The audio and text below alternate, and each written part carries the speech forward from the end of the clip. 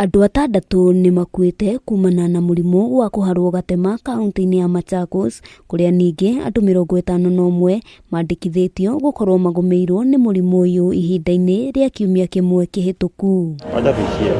Kurigana na minista wa ugima wa mwiri kaunti-ini ino Daniel Yumbya, andu 3 gatagati-ini karia makuite maumite gicigo-ini kia Mavoko, gicigo kia Kangundo gikiandikithia ikuo 2, kuria nakuo gicigo kia Matunguru kiandikithitie gikuo kia mundu umwe. As of this morning, we have 0 reported new case. This means that if the trend continues over the weekend, by Saturday we will review the situation downwards. Yumbya augite mihango ya wonjoria igimaine na wendia wa irio mikira-ini ya barabara mwena wa Athi River ni ambite kurugamio nginyagia riria maruru ma murimu uyu maricoka thi. We have discharged all the patients.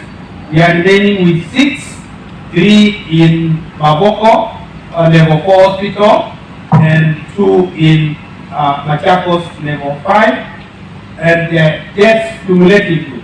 We have no new death. Ona kuri uguo minista ni oritie muingi gwitikira kwiyumiria guthimwo murimu uyu niguo marigitwo kuona thibitari ciothe cia muingi ire na ndawa iria ciagiriire cia kurigita murimu. Ensure garbage is not thrown across the streets.